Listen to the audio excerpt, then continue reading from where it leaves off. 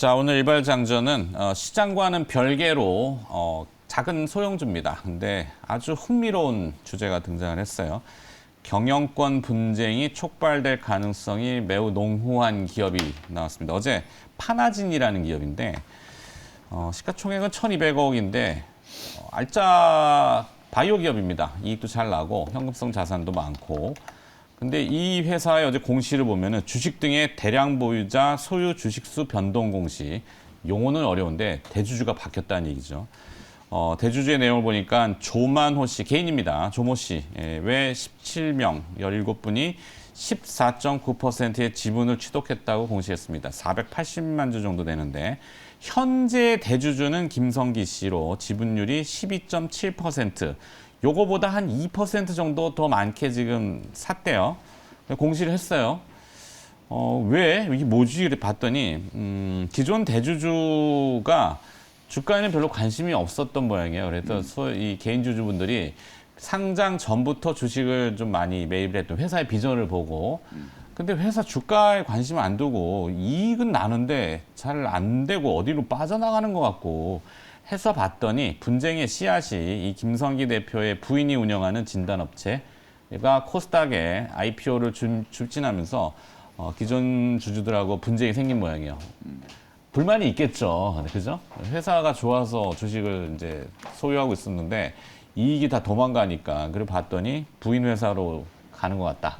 그래서 뿔이 났죠. 그래서 시장에서 사들였어요. 지분 공시를 했는데 아주 흥미로운 거는 근소한 차이처럼 보이지만 이 양쪽의 카드가 양쪽이 가지고 있는 기존 대주주와 신흥 대주주가 가지고 있는 카드가 상당히 흥미롭습니다. 그러니까 지분율 지금 이게 드라마에서나 볼 수 있을 법한 내용이에요. 사실 그래갖고 우호 지분들을 이제 막 모으겠죠. 안 되면은 시장에서 사들여야 됩니다. 그러니까 그래서 기존 대주주를 소액 주주들이 행동주의 형태로 기존에 왜 우리 SM 한번 이슈가 있었잖아요. 그것처럼 그보다 본격적으로 행동주의 형태의 개인 주주들의 어떤 메이킹이 제대로 된 회사가 한번 나올 것 같다. 흥미롭습니다. 굉장히 흥미로워요. 근데 이게 있잖아. 이 회사 지금 그 내용을 보면은 파나진은 본래 본업이 인공유전자, P&A라고 하더라고요. 뭐 내용은 정확히 저도 이제 어려워서 좀 그런데 P&A를 생산해서 폐암, 유방암 등을 진단하는 진단업체거든요. 근데 우리 진단업체 한번 얘기할 때, 랩지노믹스 얘기했었는데, 랩지노믹스는 뒤에 또 자료가 있어요. 어제 뭐 공시 하나 나온 게 있어서 시장이 오해할까봐. 근데 국내에서보다는 해외로 이게 나가야 됩니다. 미국 본토로 다 진출을 해야 되잖아요. 그러니까 주주들이 그거를 요구했죠. 대주주한테. 우리 나가고 좀 비전업을 합시다. 그런데 그거 안 하고 있단 말이에요. 그러니까 화가 납니다. 자, 그래서 행동을 했다. 근데 이게 앞으로 어떤 결과가 나올 거냐? 싸움이 들어갈 것 같아요. 아주 격렬한 싸움이 들어갈 것 같아서 재밌습니다. 흥미로워서 제가 한번 들여다봤고 회사는 괜찮은 것 같아요. 네. 자, 풀어봅시다. 일단 이제 시총이 이제 한 1,200억 정도 1,200억 이제 되는 이제 소형주고 말씀해주셨던 것처럼 이제 최대 주주 이제 지분율이 그렇게 높지 않아요. 12% 이제 조금 넘거든요. 이게 기존에 이제 최대 주주 겸 이제 대표이사 김성기 씨가 사실 2001년부터 창립을 할 때부터 계속 지금 대표이사 자리와 최대 주주 지위를 이제 유지를 하고 있었던 상황인데 이제 방금 말씀해줬던 것처럼 사실 지난 반기 보고서 때도 주요 주주에 이제 올라오지 않았던 이 조모 씨와 관계자들의 어떤 지분이 지금 거의 한 14%, 15%까지 이제 늘어났으니까 이미 뭐 5%룰 때문에 그 미만으로 이제 뭐 갖고 있었다면 보고가 안 돼서 그런 거지만 어쨌든 6월 이후에 거의 지분 10% 이상을 지금 조용히 확보를 했다는 얘기잖아요. 네. 특히나 이제 6월 이후에 파나진의 주가 자체가 워낙 또 좀 많이 빠져 있는 상태였다 보니까 2,000원 후반대부터 계속해서 이제 매집을 하면서 지금 현재 이제 주가가 4,000원까지 좀 올라온 게 아닌가. 뭐 이런 상황들을 보면 이게 정말 이거는 좀 경영권에 대한 어떤 그 좀 위기가 좀 생길 수 있겠다. 뭐 나쁘게 얘기하면 이제 최대주주 입장에서는 위기지만 뭐 또 소액주주들 입장에서는 소액주주들은 이제 권리를 조금 대변하는 아까 말씀해줬던 이제 그런 히스토리들이 좀 있고 그리고 특히나 저는 이제 좀 사업적인 측면에 이제 주목을 해보면 방금 이제 말씀해줬던 것처럼 이제 P&A 기반의 진단 키트 요게 이제 내용이 저도 좀 찾아보니까 되게 조금 어렵더라고요. 네. TRT 이제 유전자 진단 기술 개발에 이제 성공을 해가지고 최근에 또 식약처에서 이제 또 판매 승인을 받은 받았더라고요. 이게 이제 어디에 쓰이는 건지 보니까 아까 말씀했던 것처럼 이제 주요 고형암이라든지 특히 이제 갑상선암, 뇌종양 요렇게 이제 진단 바이오마커가 이제 필요한 이제 이 암들에 대해서 사실상 이제 기존에 우리가 이제 그 유전자 증폭 방식, PCR 방식으로 했을 경우에는 연기 서열상의 뭐 판정 오류가 좀 많이 나온대요. 요 이제 암들 같은 경우에는. 네. 그래서 그 단점을 이제 좀 커버를 한 게 P&A 방식의 이제 진단 키트라고 하니까 거래처가 굉장히 많더라고요. 네, 맞습니다. 해외사들이 좀 많고 네. 물론 이제 다품종 소량일 수 있지만 뭐 회사 이익이 물론 아까 조금 잠깐 나왔던 이 막대 그래프의 조금 저기는 일시적인 거니까. 네. 근데 이익이 난대요. 이익이 잘. 그리고 실제로 이제 요 PCR 방식이 아닌 P&A 방식의 이제 이 고형암용 이제 진단 키트 같은 경우에는 어쨌든 공식적으로 세계 최초에서 지금 개발을 한 거다라고 이제 파나진 쪽에서 네. 얘기를 하고 있기 때문에 향후에 이게 이제 해외 시장으로 말씀드렸던 것처럼 적극적으로 이제 좀 수출도 좀 하고 그렇게 이제 해야 되는데 그게 이제 조금 더디다는 거에 대해서 소액주주분들께서 약간의 이제 조금 반감을 갖고 계시지 않을까 뭐 이런 생각이 좀 들어서 굉장히 화가 많이 남았어요. 네. 저도 근데 이게 주가가 아까 말씀하신 네. 뭐 최저치는 뭐 2,000원 후반대, 한 3,000원 정도 돼서 4,000원 와 있지만 네. 대부분의 기존주들이 강성주주인 것 같아요. 네. 그러니까 이 상장 전부터 그래갖고 물려 있다고 해야 되나요? 가격이 높아요. 7,000원 이상이라고 네, 제가 네, 네. 있어요. 네. 뭐 평당 기준으로 보면 그러면 아직도 좀 갈 길이 멀기 때문에 그러니까 이게 어떤 결과가 나올지 굉장히 흥미롭습니다. 그렇죠. 굉장히 지금 보면 이제 주요 주주들의 상황을 보면 이제 박준곤 씨가 또 한 지분 8% 정도 들고 그분이 있고. 이제 그 상장 전부터 보였었던 그렇죠. 네, 맞습니다. 그리고 요거는 강성주주들. 이제 그러면 이제 좀 최대주주 쪽에 약간 좀 우호적인 뭐 그런 이제 표라고 생각을 하면 네, 드라마 사실 한번 이제 찍을 것 같아요. 아직도 조금 이제 지분 한 5% 정도 이제 좀 그러니까. 딸리는 상황이기 때문에 이게 지분 신고율이 서로 간에 간 보는 그렇죠. 건데? 그렇게 되면 이제 또 막 캐스팅 보다가. 보트를 에이티넘 인베스트, 그렇죠. 에이티넘 인베스트가 또 한 6% 정도 이제 투자 자문사가 또 좀 들고 있는 거 이런 네, 것들이 이제 조금 재밌는 스토리가 좀 아, 나올 것 흥미로워요. 같다. 시장에서 그래서 막 난리 사실 날것 뭐 같아요. 저는 뭐 앵커님도 많이 강조해 주셨지만 이런 식의 어떤 주주 행동주의 저는 분명히 중요하다고 생각해요. 굉장히 중요하죠. 예. 네. 우리나라 같은 경우에 특히 이제 주주 친화 정책이 미국과 영국 같은 이런 선진 이제 자본시장에 비해서 아직 많이 부족하다라고 지금 얘기를 하고 있고 이걸 제도적으로 바꾸려고 하니까 온갖 뭐 기업들의 또 규제 또 뭐 청탁 그리고 뭐 청탁이라는 표현이 좀 그렇지만 이제 거래소에 대한 어떤 로비 이런 것들이 너무 심해가지고 잘 안 바뀌거든요. 그래서 이제 그런 부분들을 진짜 주주들이 직접 이제 행동에 나서서 이제 이런 식의 뭔가 이제 좀 변화를 불러 일으킨다라는 것 자체, 뭐 주식시장의 전체적인 이제 영향을 감안했을 때는 아직 좀 뭐 찻잔 속에 이제 뭐 태풍일 수 있겠지만 뭐 중요한 저는 의미 있는 시도다라고 생각을 좀 하기 때문에 어쨌든 주주들의 권리뿐만 아니라 회사가 전체적으로 이제 성장하는 방향으로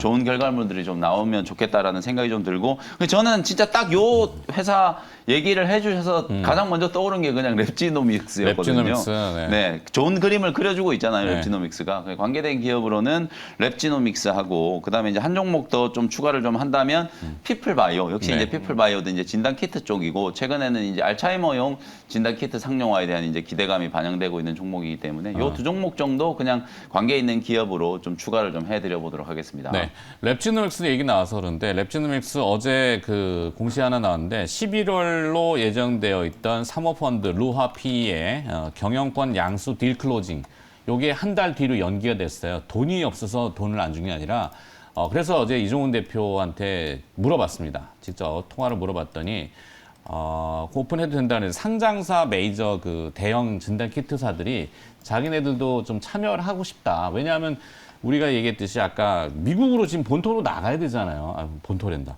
그 메이저리그로 진출해가지고 판을 키워야 되는데 이게 나기가 쉽지 않거든요. 근데 이제 랩지노믹스가 그 클리어랩을 인수해서 지금 나가려고 하잖아요. 그 딜이 상당히 임박해 있는데 국내 대형 그 상장되어 있는 진단 키트 업체들이 같이 갑시다 해서 요걸 한 달간 유예를 해줬대요. 네, 그래서 한 달 후에 다시 추가적으로 딜 조건이 좋은 금액이 좀 올라간다는 얘기죠. 그러니까 나쁜 얘기가 아닌데 어제 시간에 걸려서 주가가 떨어지길래. 호재인가요? 네? 호재? 호재다. 네, 호재다. 호재. 결론은 호재다. 주가는 뭐 루아피의 이종훈 대표랑 전화 통화로 직접 확인한 내용이니까 호재다. 네, 이렇게. 호재. 호재예요. 가격도 괜찮네요. 하여튼 국내 대형 상장 진단키트 업체 있잖아요. 뭐 잘 아시는 SD 바이오센서, 그렇죠. 그다음에, 시젠 네. 뭐 이런데 회사들, 네, 셀트리온도 마찬가지지만 호재네요. 호재. 그래서 자 우리 네. 파나진을 보면서 어쨌든 두 분 말씀을 종합해 보면 드라마를 한 편 보겠다. 이 대주주의 전횡이나 횡행이라고 표현해야 될까요?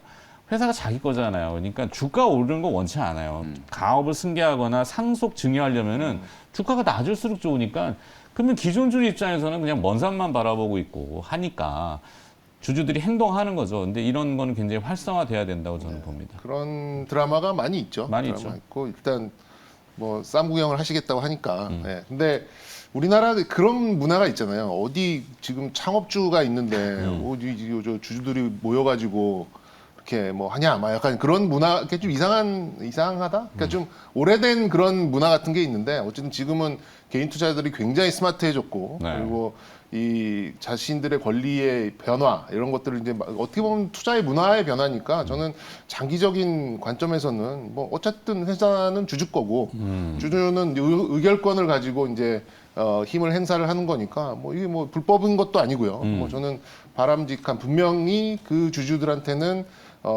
행동을 해야만 하는 이제 그런 행동으로 저는 봅니다. 그러니까 우리 비슷한 케이스로 휴마시스도 있었잖아요. 그렇죠. 예. 여기도 비슷한 케이스죠. 지배구조 강화를 위해서 뭐 어쨌든 뭐 자사주를 더 뭐 어떻게 하든가 뭐 독소 조항을 넣어가지고 자기가 못 쫓아나게 하든가 뭐 이런 걸로 계속 다툼이 있을 거예요. 내년 그 주주 총회까지.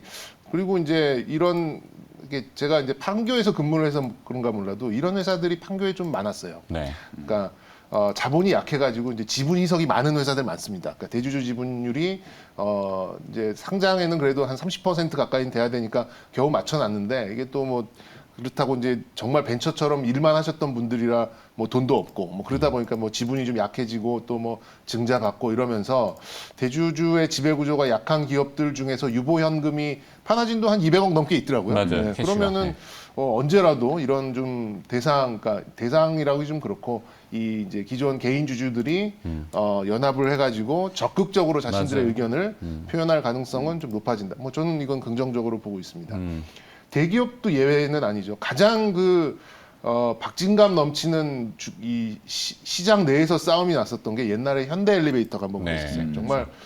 정말 무섭게 이거는 뭐 한 주에 뭐 1,000만 원이 돼도 거래가 될 것이다. 막 이런 식으로 막 엄청나게 움직임이 있었고 이제 가까이에서는 한진칼이 한번 비슷하게 좀 있었고 그렇기 때문에 이 시가보다 무조건 이 지배 구조는 프리미엄이 붙을 수밖에 없다. 그러면 이제 파나진의 움직임을 한번 좀 봐야겠죠. 그 비슷한 가능성이 근데 이제 이거를 예측하기는 쉽지는 않아요. 근데 그렇죠. 이제 이런 이슈가 돼야지만 그때 이제 우리가 인지를 하는 거기 때문에. 근데 지금 그 분위기가 약간 이게 아니땐 굴뚝인지 어쨌든 연기가 그냥 나는 건지는 모르겠습니다만 고려아연이 약간 그런 냄새 나잖아요. 기타 법인 순매수가 계속 들어오죠. 네, 고려아연 영풍 그래서 영풍이 어제 저는 뭐 이 비슷한 건가라 봤더니 뭐 요거는 뭐 리사이클링 뭐 리튬 폐배터리 그것 때문에 이슈인데 그 강세가 이슈는 나왔더라고요. 이게 좀 표면적인 그 주가 상승의 네. 이유를 붙여야 되니까. 이제 지금 영풍 이제 장 씨와 최 씨잖아요. 이게 뭐 이런 말씀들이 좀 그렇으면 좀 강한 성씨들의 싸움이에요. 네. 장 씨도 그렇고 최 씨도 그렇고. 네. 그런데 이제 뭐 GS와 LG 같이 좋은 길을 가느냐 아니면 피바람이 한번 부느냐 이거는 모르겠는데 지금 시장에서는 어쨌든 그럴 가능성이 높고 또 이제 영풍 관련돼서 이제 뭐 코리아 서키트 같은 이제 그런 기업들이 아마 기타 법인으로 해서 좀 이제 알게 모르게 이제 고려아연을 사는 게 아니냐 뭐 이런 또 좀 분위기가 좀 있어서 일단은 이거는 이슈화가 되고 지켜봐야 되는 이슈다 이렇게 좀 보고 있고요. 그런 것들을 제외하고도 저는 뭐 고려아연이나 영풍은 뭐 충분히 지금 뭐 주가를 더 올릴 수 있는 이슈는 좀 있는 것 같아서 거기에 플러스 지금 이제 약간 지배구조의 움직임 이런 것도 좀 덧붙일 수 있을 것 같아가지고 고려아연하고 영풍을 좀 붙여드리고 싶습니다. 좋습니다. 네.